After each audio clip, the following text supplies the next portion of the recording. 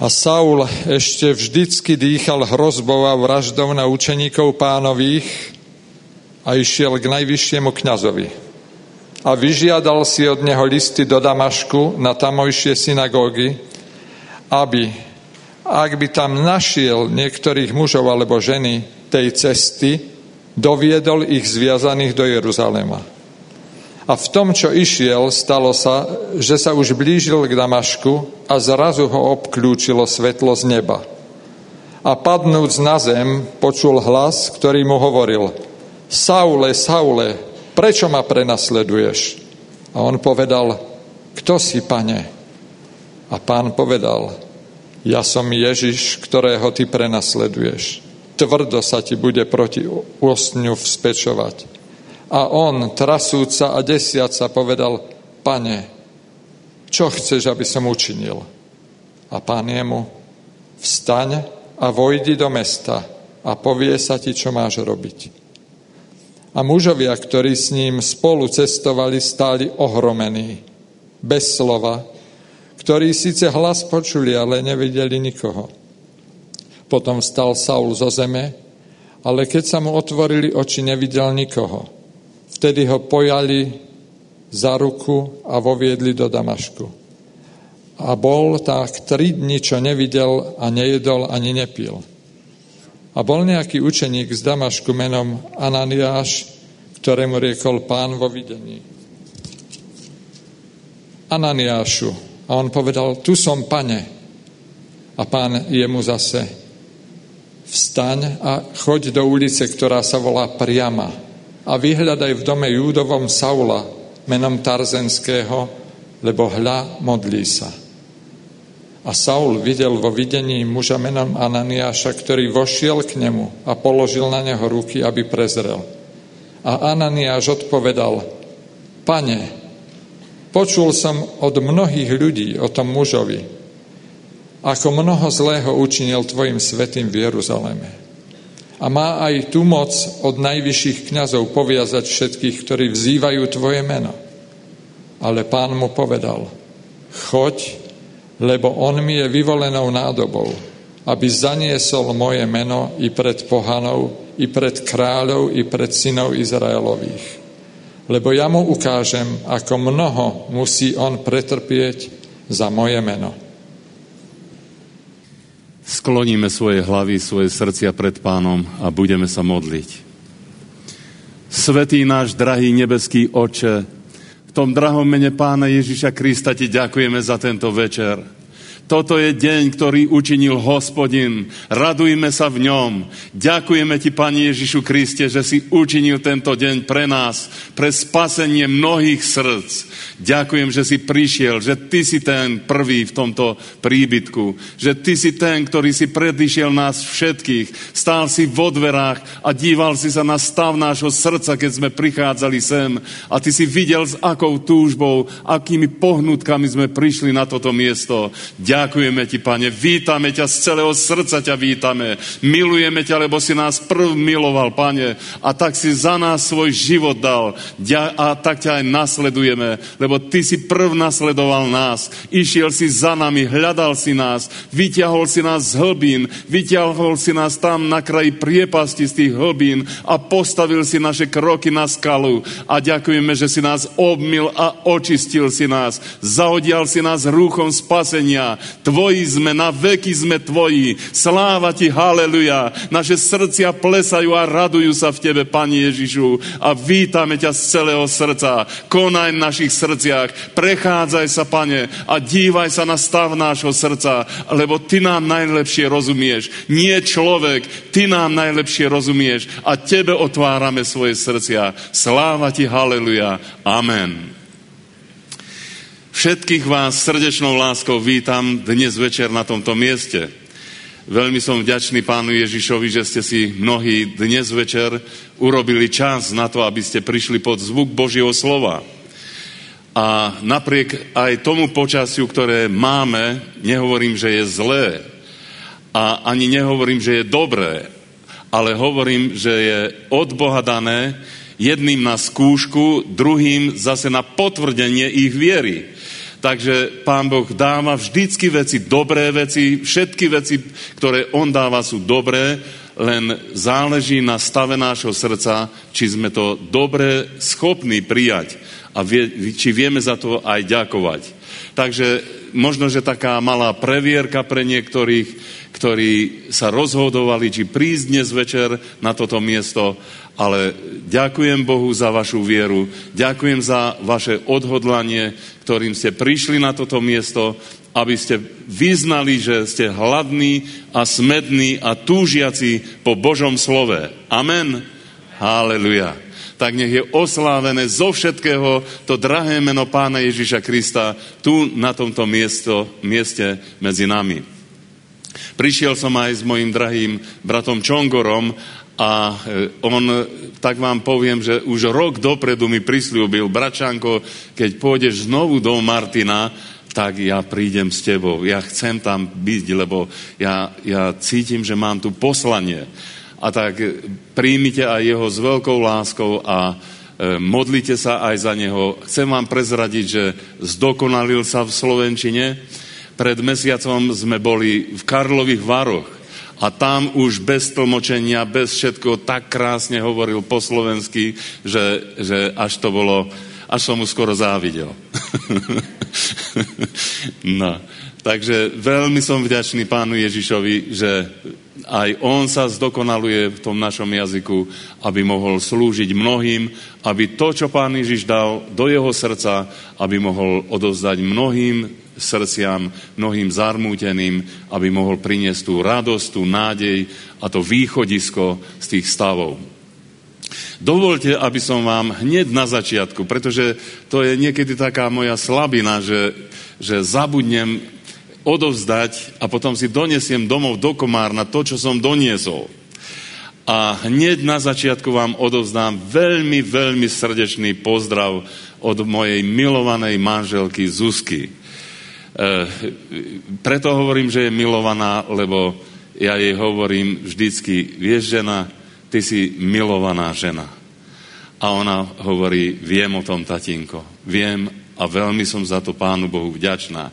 Takže nehovorím formálne slova, ale hovorím slova, ktoré majú skutočne veľkú váhu v mojom živote. Prinášam vám veľmi srdečné pozdravy od mojej milovanej manželky, aj od našich detí a takisto od bratov a sestry z nášho zboru, ktorý je v našom dome, a aj mnohých iných bratov a sestier, s ktorými som sa v krátkej minulosti stretol. Všetci vás veľmi srdečne pozdravujú. Mnohí kázali, aby som vyriadil, že modlia sa za Martin, za mesto Martin, a že veľmi im leží na srdci toto mesto. A buďte prekvapení, že aj v Maďarsku sú mestá, kde sa zbory a cirkvi modlia za mesto Martin. Takže ja som veľmi vďačný Pánu Bohu, že tieto pozdravy, srdečné, horúce pozdravy, môžem vám všetkým s veľkou láskou odovzdať. A vidíte, že Boží ľud nemá problémy s nejakými nacionálnymi alebo nacionalistickými otázkami. Boží ľud sa prijíma navzájom. Viete prečo? Pretože raz tam pred jeho trónom budú zo všetkých národností, zo všetkých národov, zo všetkých etník, zo všetkých skupín budú stáť ľudia, ktorí sú spasení skrze obeť a krv baránka Pána Ježiša Krista. A ja vám túto radosnú novinu nesiem. Preto chodím po mnohých krajinách Európy a z mnohých krajín prinášam vám tieto veľmi srdečné bratsko-sesterské pozdravy. Príjmite ich s veľkou láskou. A ešte by som chcel povedať, že na týchto mojich cestách mnoho zážitkov, mnoho skúseností nadobúdam s Pánom a na mnohých miestach ma prekvapuje svojou veľkou mocou a svojou veľkou láskou, ako sa skláňa k hriešnemu človeku. Viete, vidím ľudí, ktorí prichádzajú veľmi pokorným a zlomeným srdcom pred Pána a hľadajú Božiu tvár a vidím, ako Boh odpovedá na ich potreby, na ich túžby, na ich modlitby. Ale vidím aj ľudí, ktorí prichádzajú mnohokrát tak pred Pána Boha, no Pane Bože, Ty vieš, že ja som ten a ten človek, ja som ten a ten, ktorý robím také a také dobré skutky a vieš, že ja som taký proste aj mám svoju funkciu v cirkvi a tak ďalej. A mnohokrát vidím týchto ľudí odchádzať sklamaných a prázdnych. A viete, tak hovorí Božie slovo, že chudobných Pán Boh naplní všetkým dobrým a všetkým svojim požehnaním. Ale bohatých, tí, ktorí si myslia, že oni niečo znamenajú, oni niečo majú, oni majú nejaké hodnoty a majú nejaké zásluhy v cirkvi alebo majú zásluhy niekde pred Bohom v nejakých veciach, tak týchto Pán Boh posiela mnohokrát preč prázdnych. Prečo je to tak? Lebo Boh sa pyšným protiví, ale pokorným dáva milosť. A ja verím, že dnes večer sme prišli ako tí, ktorí hľadáme pokorným srdcom Pána. A že chceme sa pokoriť pod mocnú ruku Božiu. Tak nám hovorí Božie slovo, pokorte sa pod mocnú ruku Božiu a On vás povýši svojím časom. Teda, ak my pokorne prichádzame pred Pána, ak dokážeme sa skloniť pred Bohom a vieme tak skutočne ísť dole pred Pánom na svoje kolená, na kolená svojej duše, tak môžeme očakávať od Boha odpoveď. Môžeme očakávať ten Boží dotyk, to Božie milosrdenstvo. Pyšný človek nevie prijať milosrdenstvo. Pyšný človek nevie prijať milosť. On jednoducho, jeho milosť, a keď niekto mu preukazuje milosť, pyšného človeka to uráža. Pyšného človeka to zarmucuje. A naraz si myslí, prečo by som ja potreboval milosť niekoho. Nie je tu niekto medzi vami, kto už takúto vetu niekedy vyslovil, že ty nepotrebuješ milosť, nikoho milosť, tak musím ti povedať, že si prišiel na zlé miesto. Lebo tu dnes večer budú dostávať len tí odpoveď pre svoj život a pre svoje otázky, ktorí vedia ísť do pokory, ktorí sa vedia pokoriť pod mocnú ruku Božiu, ktorí vedia povedať, Pane, som hriešný človek, Pane, ja potrebujem Tvoju milosť, vystri Bože berlu svojej milosti ku mne a daj mi svoju milosť, lebo som závislý na Tvojej milosti. A ten človek, ktorý sa vie takto pokoriť, ktorý sa vie touto túžbou, touto potrebou ponížiť pred Božou tvárou, tak Pán Boh vystiera, skutočne Pán vystiera tú berlu svojej milosti a takto nachádzajú milosť mnohí. Stretávam ľudí, ktorí desiatky, stovky, ba až tisíce ľudí prijímajú milosť Pána Ježiša Krista na celom svete, v celej Európe. To, čo bolo pre mňa takým povzbudením, bolo také, skutočne ma to tak veľmi povzbudilo, keď na internete viem, že mnohí počúvate a sťahujete si z internetnej stránky kázania. A kto si mi povedal, že Bračanko, čo myslíš, že v koľkých krajinách Európy alebo vo svete počúvajú tieto kázania? A tak ja som chcel byť tak, nechcel som to nejako prešlapnúť, tak som povedal, no myslím si, že tak možno 10, možno 12 krajín. A on hovorí, okolo 56 krajín Európy ľudia počúvajú kázanie a sťahujú si tieto kázania a vidieť, že pravidelne prichádzajú na tieto stránky. A ja som za to veľmi vďačný a chcel by som aj vám poďakovať, milí bratia a sestry, vy všetci, ktorí sa modlíte za túto službu. Jeho je česť, jeho je aj sláva, lebo je napísané, že on otvára dvere, ktoré nikto nezavrie. Viete, a zase on zavrie dvere, ktoré nikto neotvorí. Veríte, že tomu je tak? Ja som to skúsil na svojej, úplne fyzicky som to skúsil. Istý človek ma uvádzal do modlitebnej miestnosti, kde som mal kázať evanjelium. Vlastne, kde som mal sa modliť s tými ľuďmi, ktorí mali prijať pána Ježiša a chcel otvoriť tú miestnosť. A stlačil tú kľúčku a myká tú kľúčku a hovorí, no bračánko, predstav si, však ešte pred chvíľou tá miestnosť bola otvorená. A niekto zatvoril túto miestnosť. Počkaj tu, idem, pohľadám kľúč.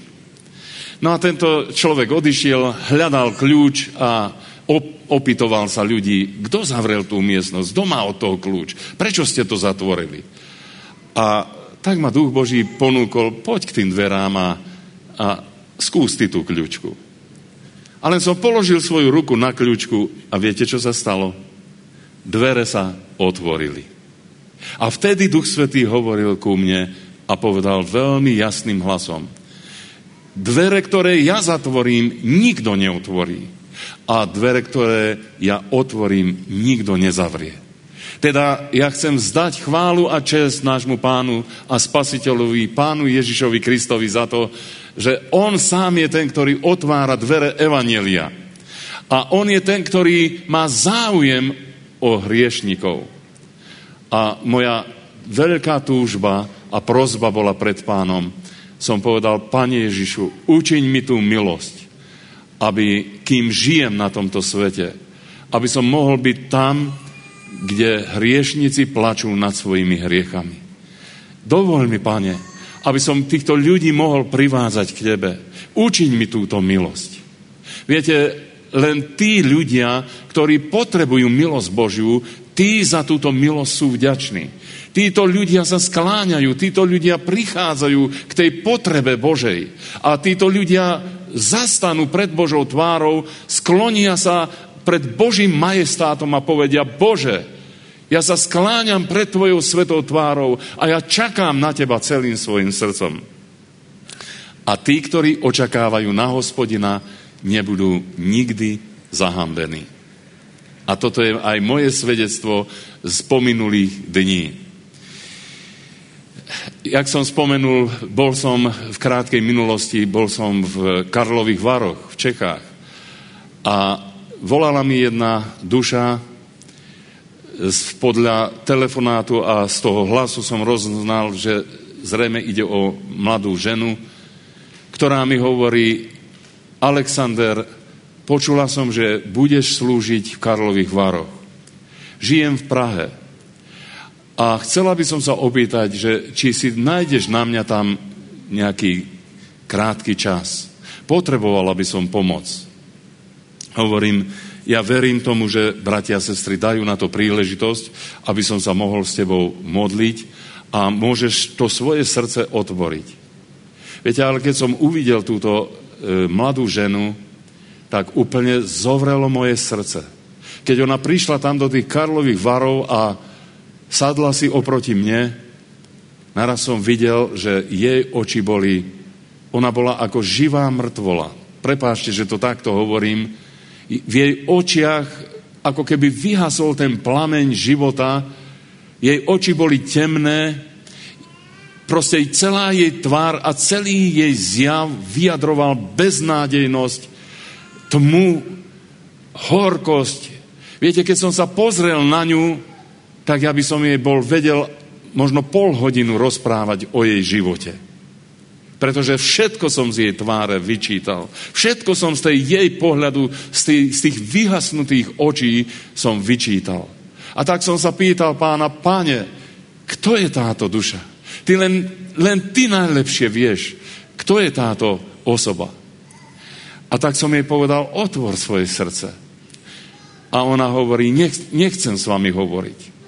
Ale priniesol som dopisy, priniesol som listy. A videl som, že celú zbierku, ako nejaká zbierka básní, mala to popísané hrubé lajštrom a že aby som si to ja prečítal.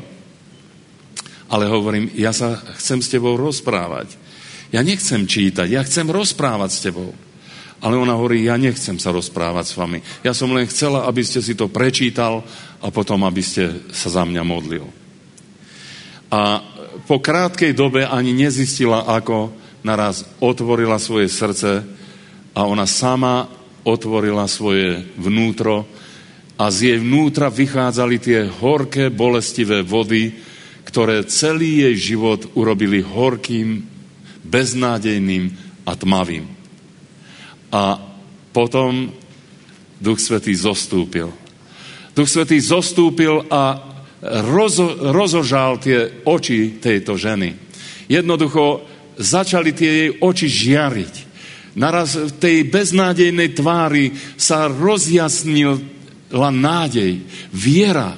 Vstúpila do srdca viera a naraz tie ústa začali hovoriť vierou. A viete, po 3/4 hodiny rozhovoru naraz táto duša bola oslobodená. Pán Ježiš Kristus svojou mocou rozviazal putá tejto mladej ženy a toto beznádejné srdce naplnil vierou a nádejou a takou láskou, že hovorí, môžem ostať na vašom večernom kázaní. Hovorím, samozrejme, s veľkou radosťou, budem veľmi rád, keď ostanete na tom kázaní. A kazateľ, ktorý videl túto mladú ženu predtým a potom kázaní hovorí, skoro som ju nespoznal. Úplne Boh zmenil celý jej charakter, celú jej myseľ, celú jej bytosť. A ona radostne a šťastne odchádzala domov. O niekoľko týždňov znovu prišla do Komárna a ešte tie veci, ktoré ešte neboli doriešené v jej živote, hovorí, rád by som to ešte zložila, lebo to tak cítim, že potrebujem to všetko odovzdať a chcem ísť celým srdcom za Pánom Ježišom. A viete, dnes môžem povedať, že táto duša je veľmi šťastná, veľmi radosná. A chcem vám prezradiť, že dnes večer aj ona sa modlí za nás, za všetkých. A túži potom, aby tak smutné srdcia, tak beznádejné srdcia, ako bol aj jej život, aby dnes večer našli nádej, aby našli vieru, aby našli zmysel svojho života v Pánu Ježišovi Kristovi. Toto som prežil teraz v týchto Karlových Varoch. Ale ešte, čo ma veľmi zaujalo, bolo to, že pred 3 rokmi práve v týchto Karlových Varoch prišiel za mnou jeden muž. On pochádza zo Slovenska. Hneď sa mi predstavil, že viete, ja pochádzam zo Slovenska a chcel by som vás oboznámiť so svojimi schopnosťami. A hovorím, nech sa páči, povedzte. No viete, ja som okultista a za mnou chodia aj z vlády a dokonca ja sa vyznám aj v počítačových tých všelijakých ťahoch. Viete, počítač má svojho ducha a začal mi o týchto všelijakých veciach tam vykladať a rozprávať. A nakoniec som zistil, že toto je mág hrubého zrna. A tak som sa pýtal, Pane Bože, prečo si tohoto človeka poslal na túto evangelizáciu? Viete, z toho hodiny rozprávania, čo on mi rozprával, ja som videl, že ten človek má tak veľký zmetok, tak veľký chaos vo svojom srdci, vo svojom myslení a vo svojom cítení, že skutočne som si právom dával otázku, Bože, čo s týmto človekom vôbec tu chceš začať? Ale Pán Ježiš hovorí, ukáž mu moju lásku. Ukáž mu, že ja ho veľmi milujem. Ukáž mu, že mne záleží na ňom. Že ja mám s ním svoje plány. Že ja mám s ním svoj cieľ. A tak som mu začal hovoriť o Pánu Ježišovi Kristovi. A on sa díval na mňa, počúval a potom som sa ho opýtal, chceli by ste ten starý spôsob života zanechať a chceli by ste začať nový život s Pánom Ježišom Kristom? A odpoveď tohoto muža, tohoto mága bola, áno, chcem. Ja už mám dosť. Už mám pokrk toho starého života. Ja už tak cítim, že ak Boh sa nado mnou nezmiluje, tak mne je koniec. A skutočne ten večer Pán Ježiš sa nad ním zmiloval. On prijal Pána Ježiša do svojho srdca ako svojho osobného spasiteľa. Nebudem hovoriť podrobnosti, ale chcem vám povedať to, že teraz po ďalšom roku a už vlastne teraz po tretí rok, ako som po tom jeho obrátení prišiel, on krásne duchovne sa vyvíja. Ale mal jeden vážny problém. A hovorí, bratčanko, niečo tu v srdci mi bráni.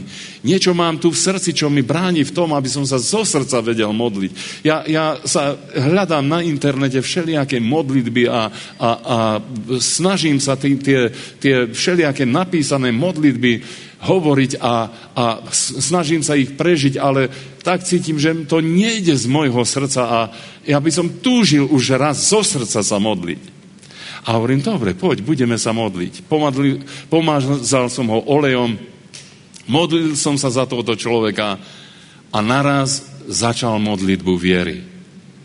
A naraz počujem, ako z neho, ako prúdy vody života začali vychádzať tá modlitba.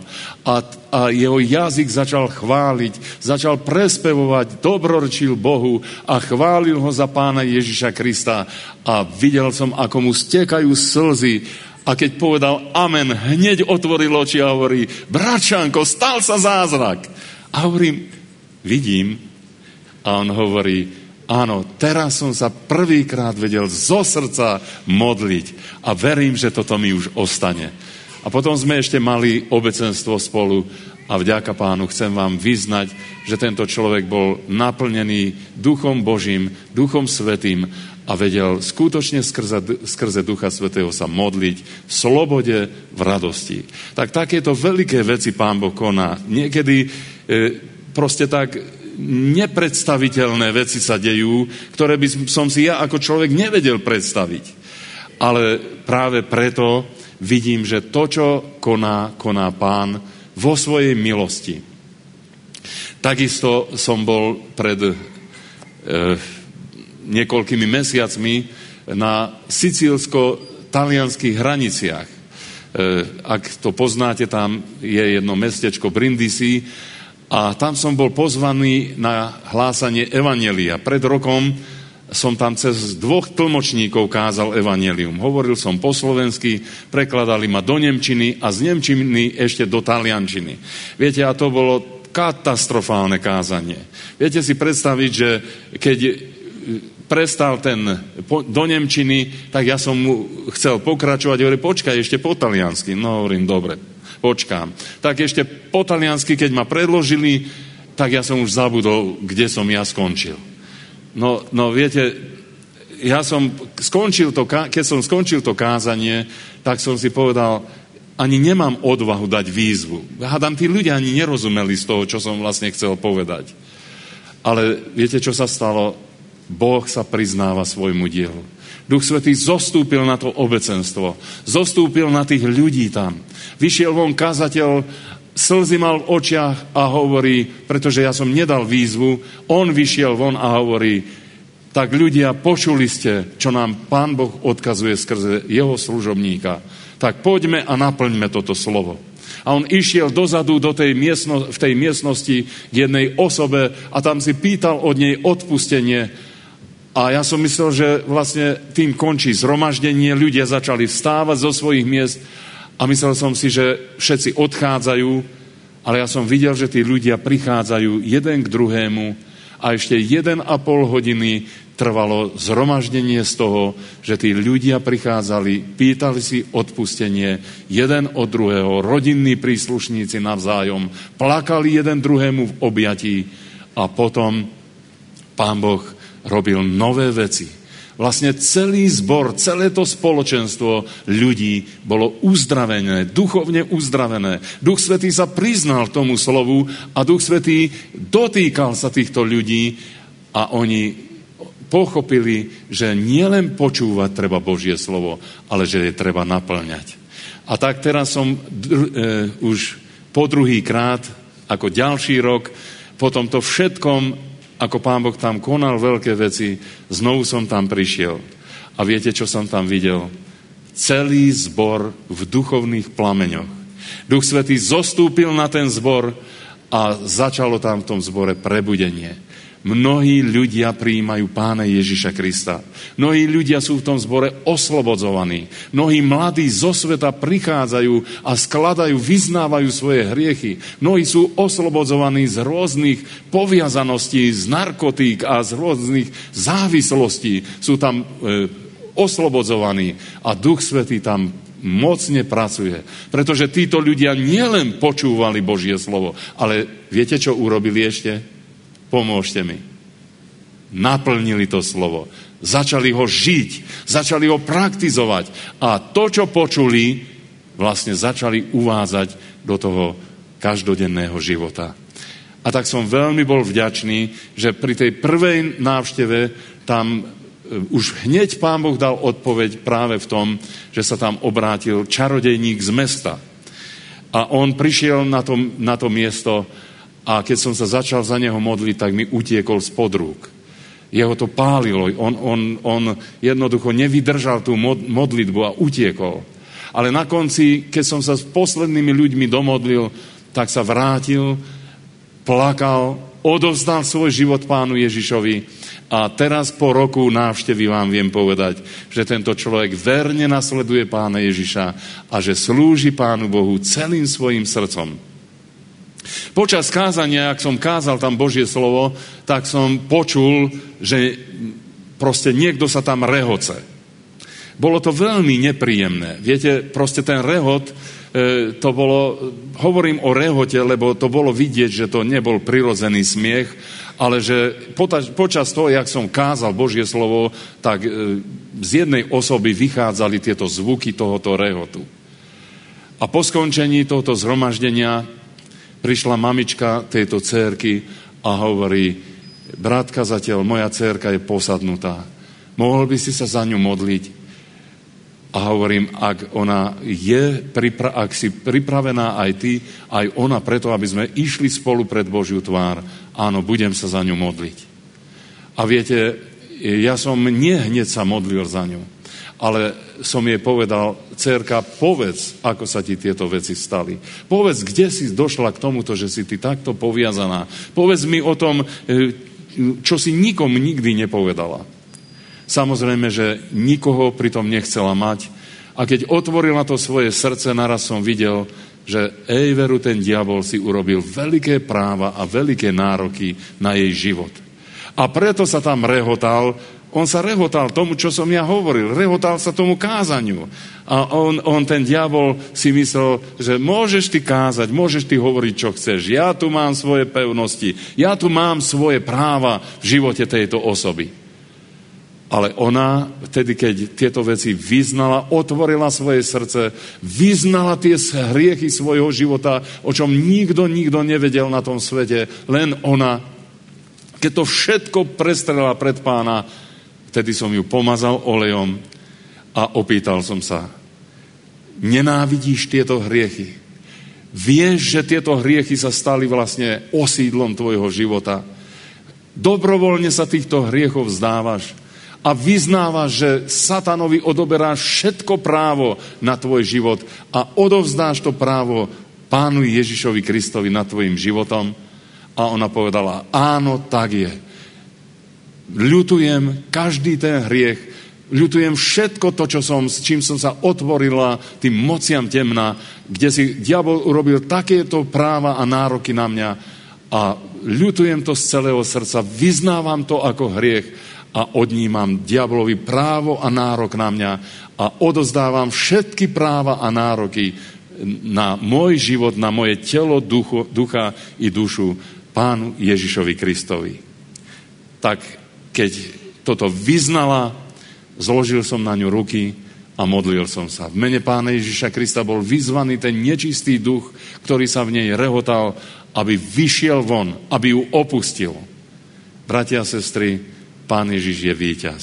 Golgotský víťaz. S radosťou vám viem vyznať a povedať, toto dievča, mladé dievča, bolo oslobodené a už viac ani jeden rehot, ani jeden znak toho, že by ten zlostník ešte mal právo na jej dušu, na jej život. Už žiaden takýto prejav sa neprejavil.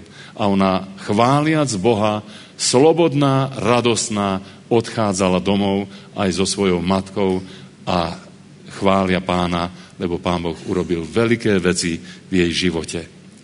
Brat môj, sestra moja, drahý môj priateľ, ak máš problém, áno, Boh je veľký, aby tvoje problémy vyriešil, ale ty sa musíš pokoriť.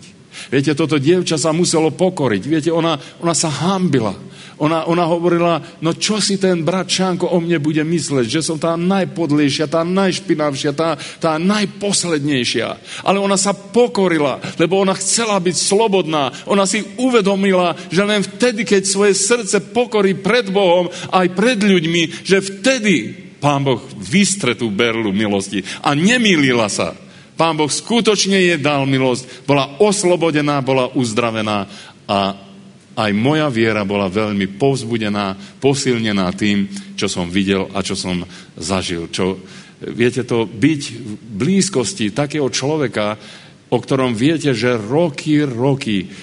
rokúce je trápený, nemá dňa a nemá noci pokoja. A teraz vidíte toho človeka, že odchádza radosne, plesajúc, oslavujúc Boha. A nielen, že má pokoj, ale má radosť Ducha Svätého, je plná Ducha Svätého a pred ňou je perspektíva ďalšieho života. A tak, ako aj Pán Ježiš povedal tomu jednému, ktorého uzdravil a hovorí, choď, uzdravená si, nehreš viac, aby sa ti nestalo niečo horšie. Teda aj dnes Pán Ježiš Kristus je ten istý, len my musíme mať ten duchovný zrak, musíme vidieť duchovne do tých vecí a posluchnúť hlas Pána Ježiša Krista. On nám zanechal svoje evanjelium. On nám zanechal a hovorí, choďte a zvestujte evanjelium. Zvestujte ho každému stvoreniu. Nevyberajte, či je to Slovák, či je to Maďar, či je to Poliak, či je to Čech, alebo či je to Rusín, alebo kdokoľvek. Choďte a zvestujte. Zvestujte evanjelium každému stvoreniu. A viete, aby sme my každému stvoreniu vedeli zvestovať, tak musí byť v nás pokora. Lebo, viete, ak ja nemám rád niektorých z tých národov, hej, ak som nejaký nacionalista, no tak mňa Boh nebude môcť poslať. Lebo pôjdem vždy len, ja neviem, k jednému národu, s ktorým sympatizujem a ten, ktorého ja nemám rád, tak toho nebudem vedieť niesť tú radosnú zvesť. A spomeňte si na Jonáša, že Pán Boh ho kde poslal? Medzi svojich? Viete, kde ho poslal? Medzi pohanov. Poslal ho do Ninive. Tam ho poslal. Božieho svätého služobníka Boh poslal do Ninive. Ako keby mu urobil napriek. A on tam nechcel ísť. Hovorí, no Bože, čo ja mám s tým Ninive? A pustil sa iným smerom. A Pán Boh aj tak ho chytil a doviedol ho do toho Ninive, pokoril svojho služobníka a naučil ho ceste poslušnosti. A prečo by nás Pán Boh musel pokorovať? Keď môžeme sa pokoriť sami. Brat môj, sestra moja, drahý môj priateľ, ty sa vieš pokoriť aj sám? Alebo ty len vtedy sa vieš pokoriť, keď ťa pokorí Boh. Vieš, musím ti jednu vec prezradiť. Boh ťa miluje. Ak ty sa nepokoríš pred ním, ak ty nezohneš svoje kolená pred ním, raz budeš musieť pred ním zohnúť svoje kolená. Lebo je napísané, že v mene Ježiša sa skloní každé koleno bytostí ponebeských i pozemských a každý jazyk vyzná, že on je pánom na slávu Boha Otca. Raz aj tvoje kolená sa pred ním sklonia.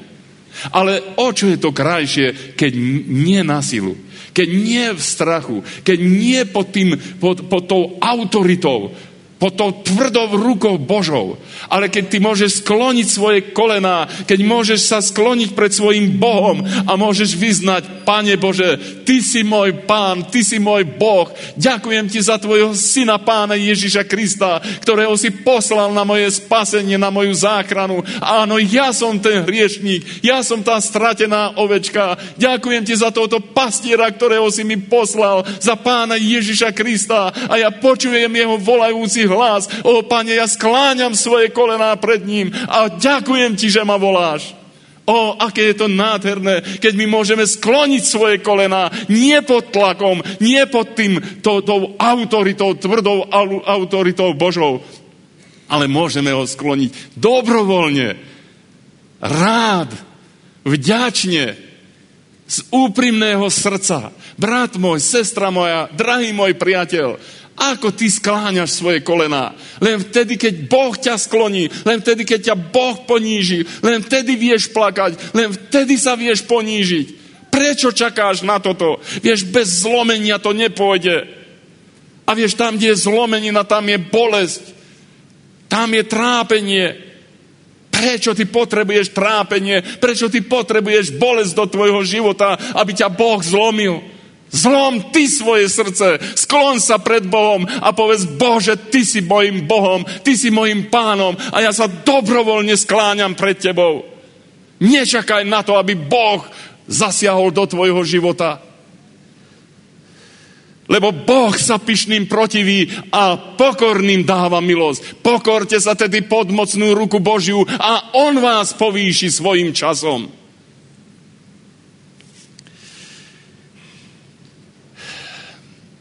Ale ty povieš: no ale dobre, no ja verím Pána Boha, dokonca mu slúžim a ja robím to i ono. Ja pracujem, dokonca pracujem na cirkevnom poli, ja mám funkciu, ja teraz odhrňam pred kostolom sneh a proste kúrim. No keď kúriš, tak už by si mohol kúriť aj pekle. To ešte neznamená, že ty niečo robíš, že to robíš Bohu. Vieš, veľa ti prídu ten deň k Pánu Ježišovi. A postavia sa a povedia: Pane, ja som v tvojom mene toto a toto robil. Pane, ja som takúto funkciu zastával. Pane, ja som toľko dobra urobil. Ja som urobil. A viete, kde je problém? Tam bol problém. Nie to bol problém, čo tí ľudia robili. Nie to bol problém, že oni vyháňali démonov. Nie to bol problém, že oni uzdravovali. Nie to bol problém, že oni kúrili, alebo ja neviem, čo robili v cirkvi. Ale to bol problém, že nie Boh robil toto v ich živote. Vieš, Pán Boh nie v tom sa kochá, čo ty robíš. Ale Pán Boh sa kochá v tom, čo dovolíš jemu robiť vo svojom živote. Vysvetlím vám to. Viete, videli ste v písme tých dvoch mužov, Kaina a Ábela. Ten Kain, on vlastne svojou obeťou protirečil Bohu. Pán Boh povedal: poďte svojej tvári budeš jesť svoj chlieb. Zem ti bude rodiť trne a bodľač. A ty budeš tvrdo pracovať, aby si na svoj chlieb zarobil. A Kain sa rozhodol. Viete, to nebolo vypovedané. To bolo niekde v srdci tomto Kaina.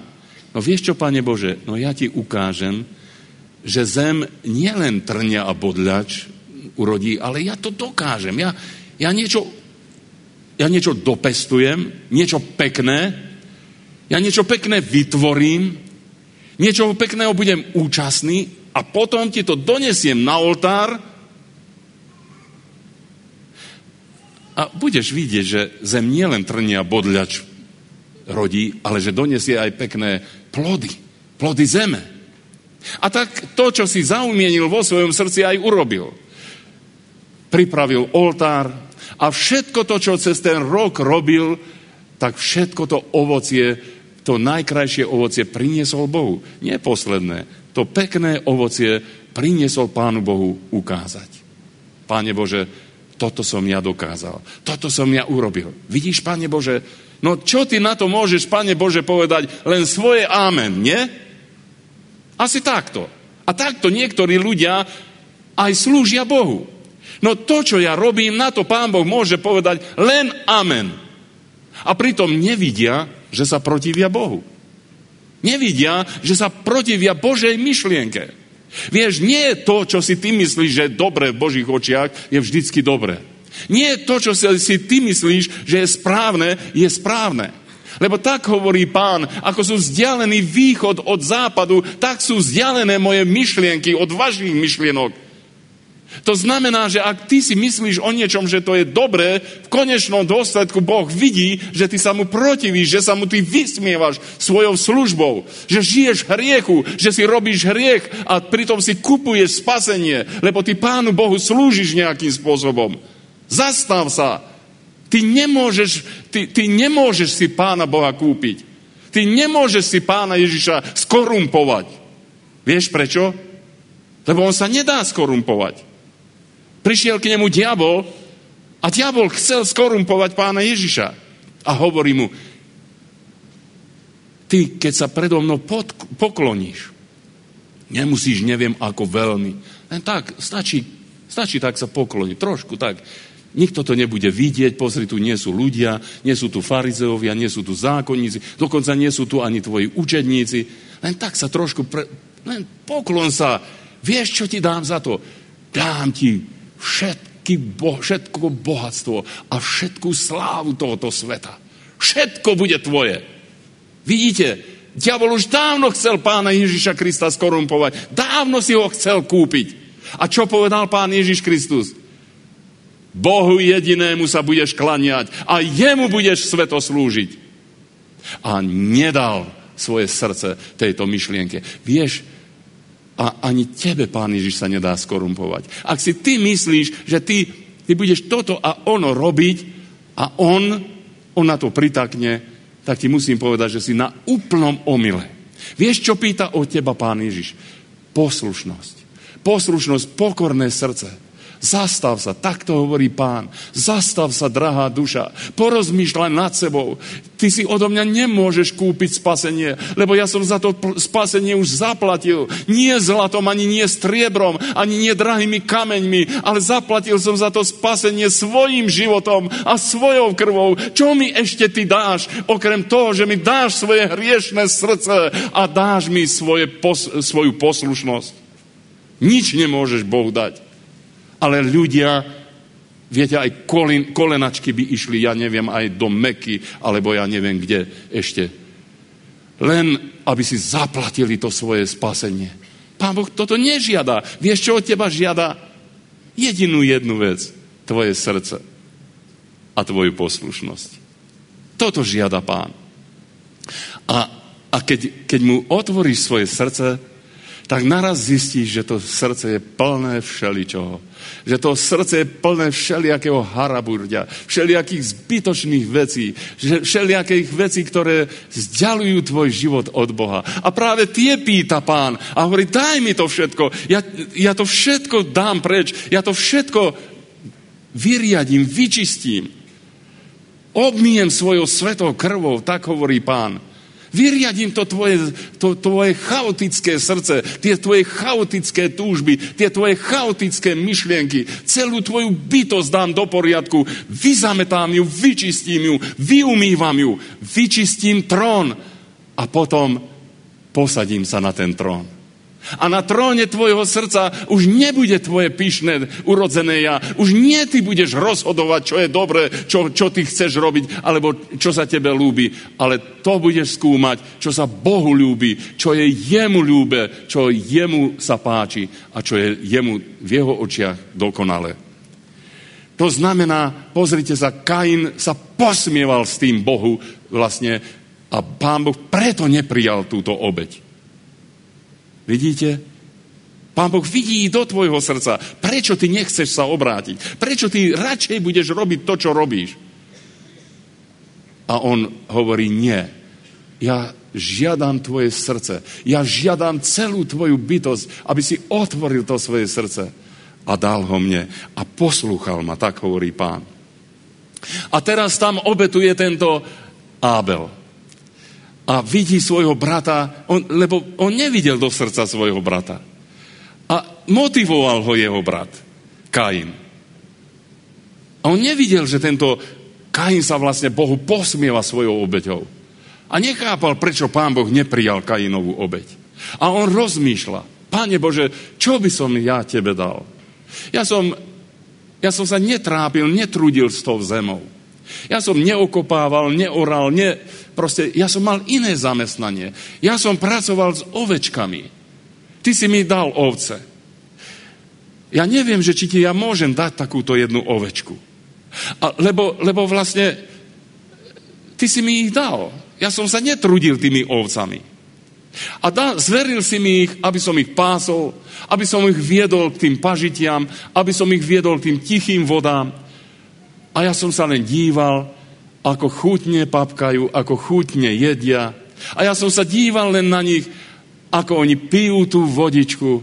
A ja som ťa chválil za to, ako oni rastú pred mojimi očami. Ani raz som im ja nedal, ty si im dal raz. Všetko si ty robil. Pane Bože, to všetko sa dialo pred mojimi očami. To všetko si ty robil v mojom živote. Môžem ti dať ja vôbec niečo? Všetko je vlastne tvoje. Vidíte, a to je tá pokora. Nie to, čo my robíme pre Boha, ale čo dovolíme, aby Boh robil v našom živote a pred našimi očami, aby On mohol byť oslávený. Lebo ak my prezentujeme svoju prácu, ak my hovoríme o tom, čo my robíme, tak hľadáme svoju vlastnú chválu. Ale ak hovoríme o tom, čo robí v našom živote Boh, tak hľadáme Jeho slávu a Jeho česť. Haleluja. Takže pozrite sa, a tento Ábel priniesol tú ovečku. A on hovorí, Pane, tu je taká veľmi milá ovečka. Stále je pri mne. Vždy sa láskou vinie k mojim nohám. Pane, túto ovečku ja ti dám. A tom je vlastne tá podobnosť toho baránka Pána Ježiša Krista, nášho Pána a Spasiteľa. A vtedy uvidel nebeský Otec. To je to, keď aj ja dám svojho syna ako obetného baránka, toho svojho milovaného, jednorodeného syna, ktorý ma tak miluje, ktorý tak hľadí na moje slovo, ktorý je stále v mojej blízkosti. A ja práve tak toho dám v obeť za hriešnikov. A pohľadol na obeť Ábelovu. Vieš, ak dovolíš, aby Boh pracoval v tvojom živote, ak dovolíš, aby Boh uvidel svoje dielo, svoje myšlienky, svoje plány a svoje predstavy uvidel v tvojom živote, to je tá najväčšia vec, akú môžeš v živote pochopiť. Ak ty sa stále modlíš za to, Pane Bože, daj, aby toto sa naplnilo v mojom živote. Pane Bože, daj, a ešte toto, vieš už si mi dal to aj hento, ale ešte by som toto, a keď toto už dá, tak ozaj si už silný a veľký Boh. Tak ti môžem povedať, si ozaj na veľkom omyle. Vieš, nie takto sa modlí. Postav sa pred Pána Boha a povedz mu, Pane, čo je tvoja svätá vôľa? Ako ty chceš vidieť svoje veci v mojom živote? Čo je tvoj plán so mnou? A o to vlastne ide. Že ľudia v nevedomosti slúžia Bohu. Dokonca všelijaké náboženské frázy obliekajú sa do veľkých rúch a ja neviem čoho všetkého a tvária sa nábožne a pobožne a majú pobožné reči bez toho, aby sa stretli v živote s Bohom. A robia veci, ktoré chvália ich. A vidíme veľkých otcov, vidíme veľkých duchovných vodcov a vidíme veľkých ľudí, ktorých treba chváliť a ktorí dobre, že ich nezbožňujú ľudia. A Boh toto nenávidí. Pán Boh nechce, aby človek bral Bohu slávu.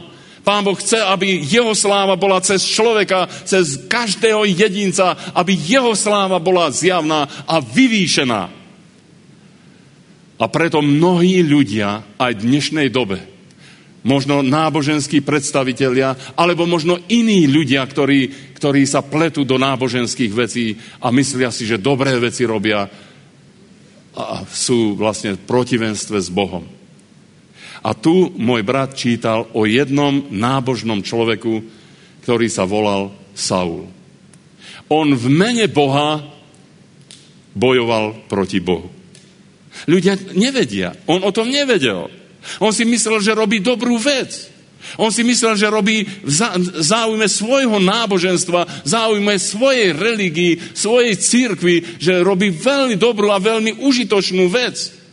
Ale on vôbec si neuvedomil, že to, čo on presadzoval, to, za čo horlil a to, čo on presadzoval vo svojom okolí, že vlastne bojuje so samým Pánom Ježišom Kristom.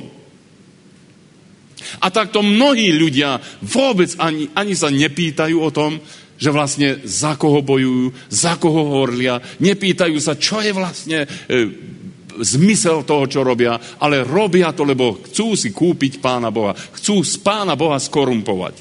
A dopredu hovorím, to sa nikomu nepodarí. Ani samému diablovi sa to nepodarilo. A nepodarí sa to ani tebe. Ty musíš prísť pred Pána, otvoriť svoje srdce a povedať, Pane, tu som, chcem teba poznávať a chcem hľadať tvoju vôľu, aby som ju činil a bez zbytku naplnil. A tento muž, ktorý sa volá Saul, ide a dychtivo, horlí, proste tak je zapálený pre tú svoju náboženskú, pre tú svoju vec, že je dokáže až vraždiť. Jednoducho si vyžiadal papiere od tých najvyšších predstavených kňazov, vyžiadal si povolenie, aby mohol prepadnúť tých, ktorí hľadajú Pána Ježiša s celým srdcom. Vidíte, kam dokáže zájsť a slepá horlivosť ľudí za Boha, bez Boha. Viete až kde? Až k vražde. Nedívte sa, moji drahí, keď vám hovorím o tom, že ani kresťanstvo v tomto svete nebolo o nič miernejšie a mierumilovnejšie ako pohanstvo tohoto sveta. Aj kresťania v histórii sa vyznamenali krvavými vecami, za ktoré sa hanbíme. A musíme si to otvorene priznať. Ale musíme jednu vec povedať, že to neboli Kristovci, ale to boli nábožní ľudia. Ľudia, ktorí mali náboženstvo, ale títo ľudia nemali Krista. Lebo keby mali Krista, neboli by dvíhali meče a neboli by krvi prelievali. Vidíte, kam až dokáže náboženský duch zajsť? A tam máme to hneď na začiatku. Mohlo sa kresťanstvo poučiť od Ábela a od Kaina. Čo urobil Kain? Ten nábožný človek, ktorý išiel, aby obetoval Bohu. No keď videl, že jeho obed nie je prijatá, vieš, aj niektorí kazatelia, farári, keď vidia, že ich kázanie nie je tak prijaté, nie ako tamtoho brata, alebo tamtoho Božieho služobníka, tak sa nahnevajú a boli by schopní až vraždiť. Vieš, prečo je to? No lebo je to len náboženský duch. Tam nie je duch Kristov. Kristov duch nezávidí. Kristov duch nenávidí. Kristov duch miluje. Kristov duch tiahne. Kristov duch nikoho netlačí. A tak Kain zabil svojho brata a vlastne vylial krv. Nábožný človek vylial krv. A nedívme sa, že v histórii nábožní ľudia, ktorí hovorili o sebe, že v mene Boha idú, vlastne vylievali krv iných ľudí. A nielen iných pohanov, ale vylievali aj spomedzi kresťanských vlastne radov, tých, ktorí horlivo išli na ceste za Pánom Ježišom Kristom. Spomeňte si len na Bartolomejskú noc. Ja nechcem tú históriu vynášať, ale chcem vám hovoriť dôkazy histórie z minulosti, že čo dokázalo náboženstvo. A teraz ja chcem hovoriť, ja nechcem, aby vy ste boli náboženskí ľudia. Ja chcem, aby ste boli následovníci Pána Ježiša Krista. Lebo Pán Ježiš Kristus nikoho nenávidel. Pán Ježiš Kristus nemal závisť. Pán Ježiš Kristus nepíšil sa, nevyvyšil sa nad nikoho. Pán Ježiš Kristus mal pokorné srdce a volal k svojmu otcovi: Oče, odpustím, lebo nevedia, čo činia. On volal za hriešnikov. On nezatracoval hriešnikov. On prišiel, aby spasil to, čo bolo zahynulo. Lebo zdraví nepotrebujú lekára, ale nemocní, on povedal. Neprišiel som volať spravodlivých a tých, ktorí sa tvária nábožne a svato, ale tých, ktorí cítia, že sú stratení hriešnici a potrebujú pomoc. Pre tých som ja prišiel, hovorí Pán Ježiš Kristus. Teda tento Saul ide, vidíte, v tejto hrozbe a je pripravený vylievať krv svätých, vylievať krv tých, ktorí idú celým srdcom za Ježišom Kristom. Myslíte, že dnes nie je takýto istý ten náboženský duch? Keby svetské zákony to dovolili, no niektorí z nás by sme už nemali hlavu na krku. Ale vďaka Bohu, že Boh postavil aj svetské úrady a postavil aj tie úrady, ktoré mnohokrát si ani neuvedomujeme, ako je to veľmi dôležité, aby sme sa za týchto ľudí modlili. Teda vyzývam vás, aby ste sa modlili za svoju vládu, aby ste sa modlili za predstaviteľov, ktorých máte. Aj tu v meste. Modlite sa za svojho primátora, modlite sa za celú tú garnitúru ľudí, ktorí zodpovedajú za vaše mesto, ktorí zodpovedajú za tieto Martinské hole a za toto okolie. A v ich požehnaní budete mať aj svoje požehnanie.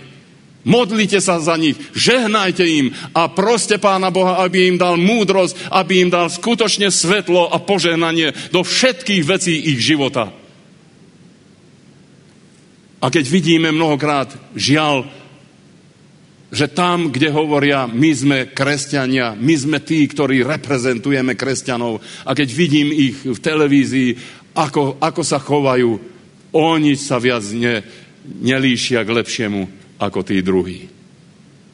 Viete, tam, kde sú peniaze, tam je korupcia. Viete, keď človeku nevie niekto zmäkčiť srdce nejakým vľúdnym slovom, keď niekomu nevie srdce, hoci aj kresťanovi nevie zmäkčiť nejakou pokornou prosbou, viete, ako vie mnohým kresťanom zmäkčiť srdce? Peniazmi. Dajte mu peniaze a bude taký pokorný, taký vľúdny, taký bude proste, naraz sa zmení celý jeho charakter.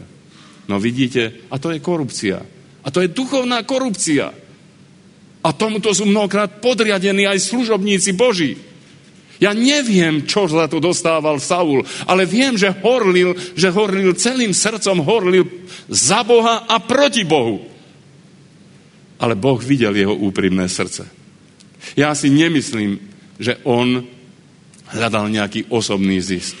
On horlil za svetosť a za čistotu Božiu, ale bez toho, že by to poznal. Vieš, Ty nesmieš sa uspokojiť s tým, čo si o Pánu Ježišovi len počul. Nesmieš sa uspokojiť to, čo si o ňom čítal. Nesmieš sa uspokojiť to, že treba už máš za sebou polovicu teológie a ty už poznáš pozadie starého aj nového zákona. Ty už si 5-krát prečítal Bibliu. Ty sa s tým nesmieš uspokojiť. Lebo ty si sa len dopočul o Bohu. Ty si niečo o ňom čítal. Ty niečo o ňom vieš. Ale to nestačí. Zatiaľ ešte stále si len náboženský človek. Ty sa potrebuješ s Ježišom Kristom stretnúť. Človek, ktorý sa nestretne s Pánom Ježišom Kristom, to znamená, nedostane sa s ním do osobného kontaktu, je náboženský človek. Môže sypať z rukáva teológiu, môže sypať z rukáva biblické verše, dokonca ich môže aj radiť iným ľuďom. Ale ak nestretol sa osobne s Ježišom Kristom, ak nemá ten kontakt s Bohom, ak nemá to poznanie, viete, poviem to ešte ináč po slovensky, ak nemá zážitok Boha, tak je náboženský človek. A skôr či neskôr v tom človeku sa zobudí žiarlivosť na toho druhého. Ak niekto bude lepší ako on, ak niekto bude lepší rečník, alebo lepší biblicista, alebo lepší nejaký teoretik v náboženskej oblasti, už bude na neho žiarliť, už mu bude podrývať, už bude nespokojný, už nebude ten šťastný človek. Lebo to je náboženský človek. Čo sa narodilo z tela, je telo. Ale čo sa narodilo z ducha, je duch. Preto hovorí Pán Ježiš, musíte sa znovu zrodiť. Vy potrebujete nový charakter. Vy potrebujete nový život. Vy potrebujete nové myslenie.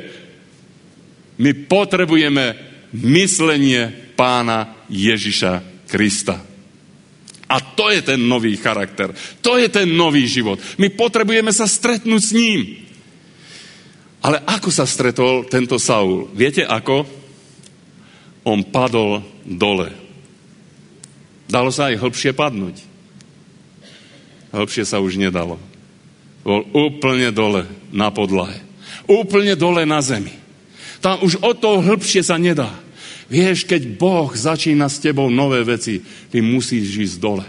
Ty musíš ísť do pokory. Ty musíš ísť na podlahu. Proste stretnutie s Bohom. Ty nemôžeš povedať, že ty si sa stretol s Pánom Ježišom Kristom, ak si ješitný, ak si pyšný, ak si domýšľaš, ak si myslíš, že čo ty znamenáš. Musím ti povedať, ak ti to ešte nikto nepovedal, že vôbec nič neznamenáš. Si jedna veľká nula, ak nepôjdeš dole do pokory. A tento Saul zažil túto pokoru. Viete, Boh ho zrazil dole až k zemi. A on tam zasiahlo ho to veľké svetlo a išlo to s ním dole až k zemi. A teraz pýta sa, kto si, Pane? Kto si, Pane? To je prvá otázka. Aj keby si čokoľvek o Pánu Bohu vedel. Aj keby si akékoľvek knižky, akúkoľvek literatúru, alebo akékoľvek znalosti už máš za sebou. Ak v tvojom srdci nevzýšla tá hlboká túžba, to volanie, Pane, kto si? Kto si v skutočnosti? Tak vlastne ešte stále si nepoznal Pána. Tento človek, náboženský človek, ktorý hovoril, že je farizej z farizeov, že má školu Gamalielov, teda tú najvyššiu teológiu, vtedy, ktorú mohli vôbec mať Izraelovi. On mal všetko to za sebou a on sa tedy prvýkrát pýta, kto si, Pane? Ak ty nedojdeš tomuto bodu, a to len vtedy, keď si na podlahe, len vtedy, keď si dole, len vtedy môže vzniknúť v tvojom srdci tá otázka, Pane, kto si ty v skutočnosti? Ja som niečo o tebe vedel, niečo som o tebe slýchal, niečo som o tebe čítal, ale kto si ty, Pane? A práve vlastne v tomto stave, keď ja som dole v tej pokore, tak Pán sa mi predstavuje, osobne sa mi predstaví. A hovorí, ja som Ježiš, ktorého ty prenasleduješ. A pozrite sa, čo je zaujímavé, Pán Ježiš nerobí rozhodnutie za Saula. Neradí mu, že vieš čo, Saul, no mal by si sa obrátiť, mal by si zmeniť svoje myslenie. Nie.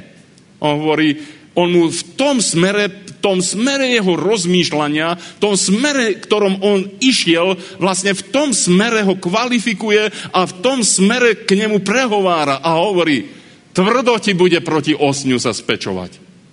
On ho nenabáda na obrátenie. A až teraz, rozumiete, to zo srdca ľudského, v tej pokore, vidíte, že to nie je Božie navedenie, ani zavedenie, ani nejaké Božie nejaké manipulovanie. Vôbec nie. Ale to je túžba srdca. Pane, a čo chceš, aby som činil? Vidíte? To je to Božie dielo. To je tá Božia práca, kde nie je zmanipulovaný človek, kde nie je človek nejakým spôsobom dokopaný alebo dopimpongovaný. Niekedy by sme chceli tak ešte kročík urob, môj zlatý, a už budeš v nebeskom kráľovstve. A ja vám hovorím, nikoho nedotlačíš do kráľovstva nebeského. Pokiaľ nebudeš činiť nátlak a nebudeš robiť násilie na kráľovstvo Božie, nikdy do nevstúpiš. Sú ľudia, ktorí sa nechávajú takto dokopávať, nechávajú sa takto povzbudzovať. No ešte krôčik, no ešte. A viete, ako keď malým deťom, no ešte za maminku, ešte za tatinku, no ešte aj za detka, no ešte za detka ešte si dám, aj za babku. No, takto niektorí kresťania napredujú na ceste za Pánom Ježišom. Musím ti povedať, že ak takto si ty potlačovaný a manipulovaný a dotláčaný a dokopávaný do kráľovstva Božieho, nikdy doň nevojdeš. Aj keby sa ti zdalo, že si už v ňom, ani nevieš, o čom je reč. A takto vlastne bez akejkoľvek manipulácie. Len tomu povedal Pán, ťažko ti bude na tejto ceste proti mne stáť, lebo to je osteň, ktorý ťa bude bodať, ktorý bude protivenstve s tebou. A hovorí, Pane, čo chceš, aby som činil? Vidíte, a tu je ochota meniť svoje postoje, ochota meniť svoje srdce. Aj ty si ochotný meniť svoj postoj, meniť svoje srdce. Alebo si myslíš, ja idem, aj keď slepo, ale idem ďalej. Idem tou svojou cestou. A potom vidíme mnohokrát tie ťažké boje. Vidíme to čo to všetko prináša, aké bolesti do života ľudí.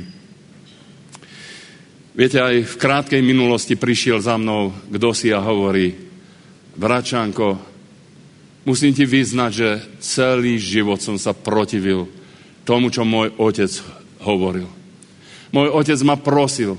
Môj otec všelijak chcel, aby som išiel na tej ceste za Pánom Ježišom. Teraz všetko, on je už u Pána. Všetok môj život sa zrútil. Všetky moje plány vyšli na nivoč. Už som na podlahe, už som na dne. A teraz sa začínam v skutočnosti pýtať po Bohu. Vidíš, ako je to? Tvrdo ti bude, ťažko ti bude. Ak ty sa nepoddáš teraz, tak prídu ťažké veci do tvojho života. Prídu veci, ktoré ťa budú bodať. Prídu veci, ktoré budú ako osteň píchať do tvojho života. Nebudeš vedieť spať, nebudeš vedieť žiť. Lebo budeš musieť vidieť, ako smilnia tvoje deti, ako smilnia tvoje nevesty, ako smilnia tvoje vnuci, ako odchádzajú od Boha, ako v zúfalstve padajú do beznádejnosti. Tvrdo ti bude proti ostňu sa spečovať. A on hovorí: nie, Pane, povedz mi, čo chceš, aby som činil. Brat môj, sestra moja, drahý môj priateľ, si pripravený pre túto otázku? Chceš aj ty povedať, vykriknúť vo svojom srdci: Pane, ja sa nechcem s tebou protiviť, ja nechcem sa proti tomu ostňu spečovať, ja nechcem zažiť tie bolesti, nechcem zažiť tie zranenia, tie sklamania, nechcem. O Bože, zmiluj sa nado mnou, povedz mi, čo mám robiť. Je tu niekto taký, kto má túto otázku?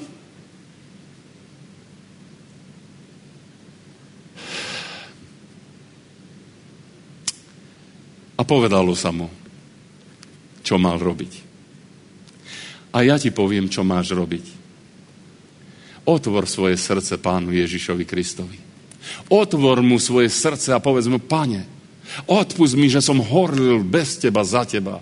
Odpusť mi, že som bez kontaktu, bez toho, aby som mal živé obecenstvo s tebou. Ja som horlil za teba a vlastne išiel som proti tebe. Lebo keď som videl tých, ktorí idú opravdové, tak som im závidel, tak som im podkladal polena, aby oni padli, aby sa na niečom urazili a robil som im zle. Odpusť mi, Bože môj. Čo mám robiť, Pane? Čiň pokánie. Zmeň svoju myseľ. Vymen tú svoju sebeckú, egoistickú myseľ, ktorá ťa vždycky doviedla do závisti, do bolesti, do trápenia tvojho života. Vymen túto svoju myseľ za myseľ Kristovu, ktorá je novým životom a novým myslením podľa Boha. A tak hovorí Ananiášovi, hovorí Pán: choď na cestu, ktorá sa volá priamo. Brat môj, sestra moja, tá cesta nasledovania Pána Ježiša Krista je cesta priama. Vieš, ty na tejto ceste, ak budeš tak viete, ako mačka okolo horúcej kaši, proste budeš tak okolkovať a budeš tak: vieš, brat môj, vieš, sestra moja, vieš, môj priateľ, a zabalíš to 3-krát do pozlátka, vieš, nedosiahne s tým nič. Tá cesta za Pánom Ježišom Kristom, tam, kde si nájdeš riešenie pre svoj život, tam, kde skutočne Boh sa prizná tvojim modlitbám, tam, kde Boh začne činiť divy a zázraky, tam, kde Boh začne premieňať ľudské životy, tá cesta je priama. Ty nemôžeš si mydliť ruky, ty nemôžeš tak machliť a tak všelijako sa vykrúcať ako had.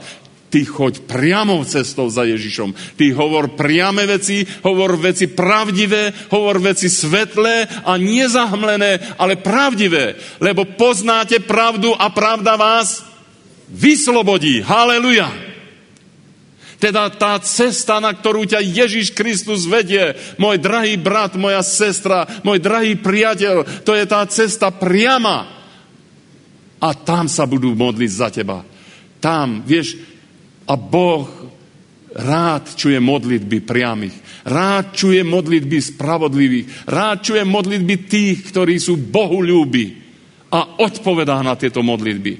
Tam padajú lupene dole z očí. Tam bezvládni ľudia vstávajú zo svojich miest a môžu ísť a môžu poskakovať radosne, lebo Boh dáva riešenie do ich života.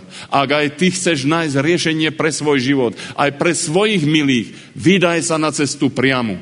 Nedaj sa skorumpovať s nikým. Ani s tým nejakým postojom, že ty máš nejakú pozíciu tu, alebo tam, alebo tam. Všade buď úprimný, všade buď čestný, všade buď priamy, lebo tá cesta, na ktorú ťa Boh posiela, to je priama cesta. A tam je riešenie, tam je východisko zo všetkých slepôt, zo všetkého trápenia. Blahoslavení, ktorí nielen počúvajú, ale blahoslavení, ktorí plnia jeho slovo. Prečo hovoríte, Pane, Pane, a nečiníte to, čo som vám povedal, hovorí Pán Ježiš. A keď hovoríte, že som váš Pán, tak hovorí Pán Ježiš. Kde je moja česť? Kde je moja úcta? Prečo keď hovorím a volám vás, nie je nikoho, kto by sa ozval? Prečo keď vás hľadám tam, kde som vás postavil, nenachádzam nikoho na jeho mieste? Opúšťate svoje vlastné stanovišťa a idete za svojimi vlastnými mrzkými ziskmi. Prečo, keď vás volám, nie je toho, kto by sa mi ozval? Prečo? Ak skutočne som Pánom, tak hovorí Pán Ježiš, dajte mi svoju česť. Ak hovoríte, Pane, Pane, tak čínte to, čo vám hovorím. A vtedy, keď budete činiť, blahoslavení budete, pretože nie len váš život poženáte, ale poženáte aj všetkých tých, ktorí vás počúvajú a ktorým slúžite.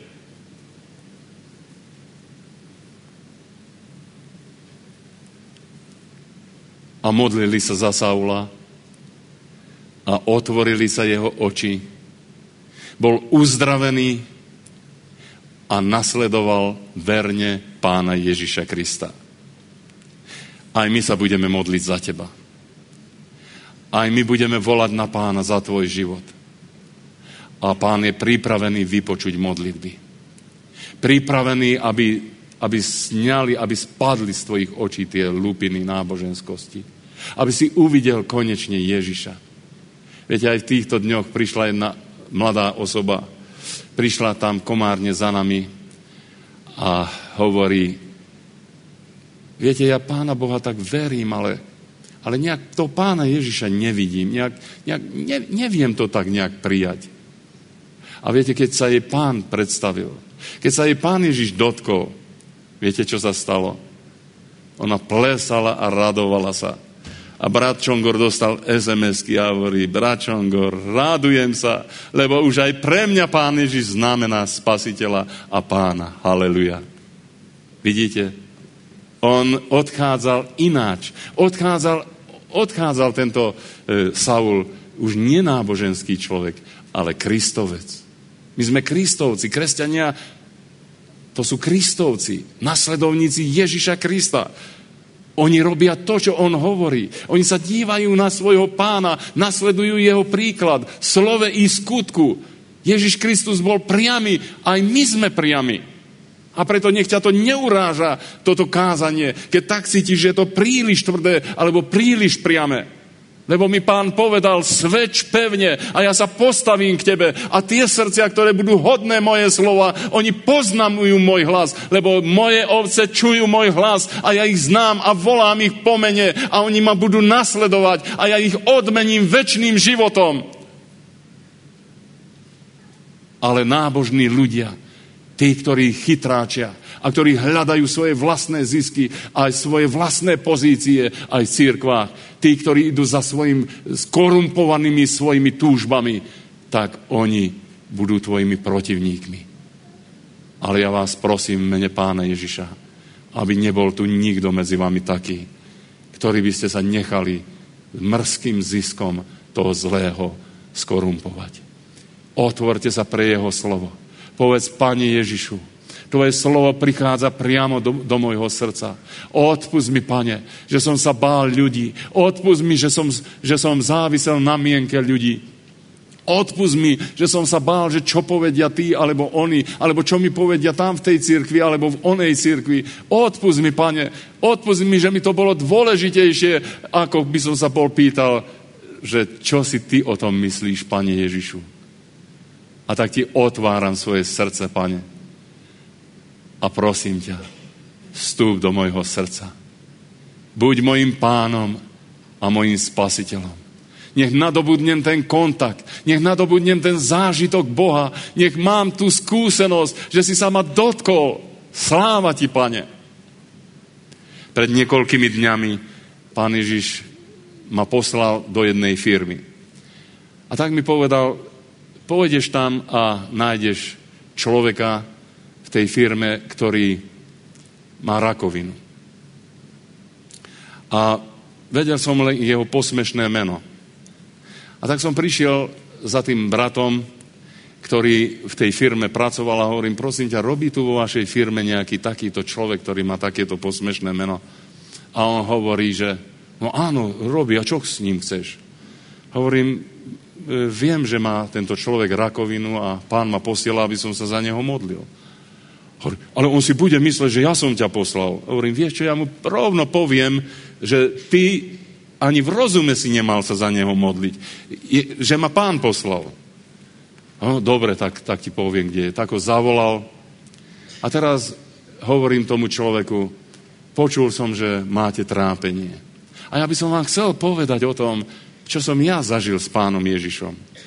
A rozprával som mu o tých krásnych nebeských veciach, ktoré som prežil v blízkosti Pána Ježiša Krista. A videl som, ako slzy hráli v jeho očiach a hovoril som, Pán Ježiš ma poslal, aby som vám všetky tieto veci zvestoval. A ak máte vieru a očakávanie a veríte, že Pán môže niečo urobiť vo vašom živote, budem sa za vás aj modliť. A on hovorí, prosím vás, pomodlite sa za mňa. Tak som vzal olej, pomazal som ho olejom a modlil som sa za toto človeka. Neviem, či on niekedy sa modlil, tento človek. Bolo o ňom známe, že nemá s Pánom Bohom nič spoločné.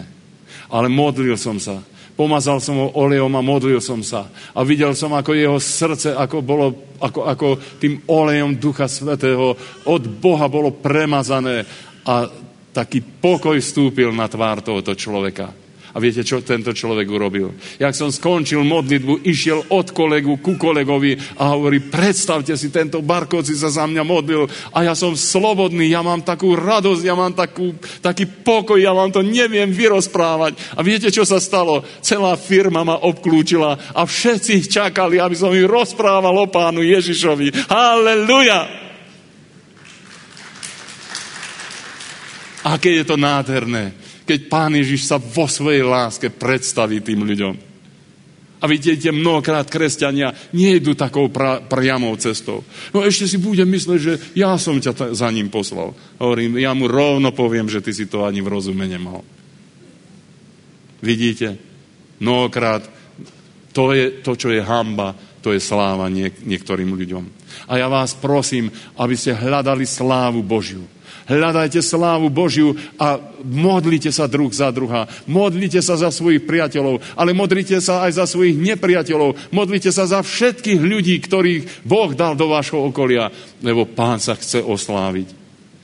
A viete, taká Božia prítomnosť naplnila tú firmu tam. Taká Božia prítomnosť bola, že už mi manželka musela telefonovať, hovorí, tátinko, poď domov, lebo túto celé auto, plné auto z Poľska, ľudia ťa čakajú doma. No hovorím, tak vďaka Pánu, tu som jednu službu skončil a už z Poľska sú tam skupina ľudí, ktorí potrebujú pomoc. Vďaka Bohu. Vieš ísť dole na podlahu. Vieš sa skloniť pred Bohom. Alebo čakáš na to, aby On ťa zrazil. Ono ťa to bude boleť. Áno, budeš mať skúsenosť. On ťa aj pozdvihne, lebo ak ťa zrazí dole a ty sa pokoríš, On ťa aj pozdvihne. Bude to skúsenosť, ale bude to boleť. Bude to mať nejaké následky. Bude mať to ty budeš musieť prejsť nejakými ťažkosťami života, ktoré poznačia tvoj život a tvoju minulosť. Ale o to môžeš byť ušetrený. Ak pokoríš svoje srdce, ak povieš, Pane, pochopil som, že nestačí byť len náboženským človekom. Pane, ty nie v tom sa kocháš, čo ja robím, ale tom sa ty kocháš, Pane Ježišu, čo dovolím, aby si ty robil v mojom živote. Pane, tu som. Kto si? Daj sa mi poznať. Viac a viac. Každodennou modlitbou môjho života je to, Pane Ježišu, ešte viac ťa chcem poznať. Tak som ako aj ten Mojžiš, ktorý hovoril, Bože, ukáž mi svoju tvár. Aké je to nádherné vedieť, že raz sa stretnem s ním tvárou tvár. Aké je to nádherné, že raz budem vidieť jeho tvár. Kto si mi hovoril, bračanko, ty tam budeš mať odmenu v nebi. A hovorím, vieš, ja nie na to myslím. Vieš, čo bude najväčšia odmena v nebi pre mňa? Ak ja budem môcť vidieť tvár mojho Pána a budem môcť tvárou tvár stáť pred ním, to bude nádherné. To bude tá najväčšia odmena pre mňa. Nič viac si nežiadam. Po ničom viac netúžim. Vidieť jeho tvár. Aj Mojžiš mal túto túžbu. A hovorí, vieš, živý človek nemôže uvidieť moju tvár, aby nezomrel. A hovorí, ukážem ti len zadnú časť mojej bytostni. Ale nemôžeš vidieť moju tvár. A skry sa do tej trhliny skaly, keď pôjdem a budeš vidieť časť mojej postavy. Ale moju tvár nemôžeš vidieť. Ako veľmi túžil Mojžiš vidieť tvár Pánov. A nebolo mu to dopriané, bratia a sestry. Ale nám je sľúbené, že my ho budeme vidieť tvárou tvár. To je najväčšia odmena, ktorú my v živote môžeme získať. Ja nemyslím ani na tie koruny. Niektorí hovoria o takých a o onakých korunách. Dokonca niektorí proroci mi hovorili, videl som tvoju korunu, Šánko, taká bola. Hovorím, vieš, čo je mojou korunou? Mojou korunou a mojou chválou je môj Pán. A nič viac si neviem predstaviť.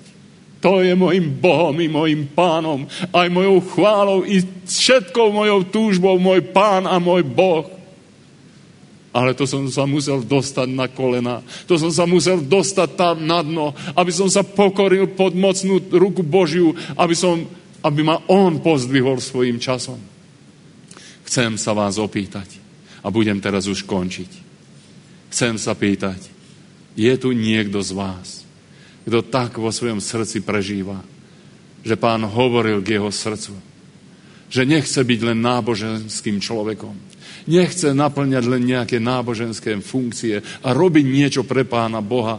Nechce si Pána Boha už viacej kupovať. Ale kto chce poslúchať Pána, kto chce mu otvoriť svoje srdce a kto chce povedať, Pane Ježišu, odpusti mi, že som ťa nechal roky čakať vonku a ja som robil niečo, s čím som sa ti chcel ľúbiť a tým som sa ti vlastne vysmieval. Ó, Pane, vstúp do mojho srdca, očisti to moje hriešne srdce, buď mojim Pánom a buď mojim kráľom. Je tu niekto taký? Buď požehnaná. Haleluja. Buďte požehnaní, mladí i starí. Buďte požehnaní všetci, ktorí dvíhate svoje ruky. O, príď Duchu Svätý, príď v tejto chvíli svojou mocou a zapečať tieto srdcia. Každé to jedno srdce zapečať svojou mocou. O, príď Duchu Svätý a ukáž, Pane, veľkosť milosti Ježiša Krista. Ukáž to, čo Pán Ježiš Kristus na kríži vydobil za nás. Ako veľkú cenu platil za tieto drahé duše. Že nie zlatom ani nie striebrom platil, ale svojim životom a svojou vyliatou krvou na kríži, že zaplatený je každý hriech a odpustená je každá neprávosť. Zvestujem ti v mene Pána Ježiša Krista, že odníma Pán Ježiš tvoju neprávosť a na tvoje hriechy nikdy viac nespomenie. Tak hovorí Pán, milujem ťa večnou láskou a preto ti neustále činím svoju milosť. Poď ku mne, tak hovorí, a ja ťa chytím za tvoju ruku a povediem ťa cestou, ktorou máš ísť. Neobzeraj sa v strachu, lebo budem s tebou na každom kroku života. Amen.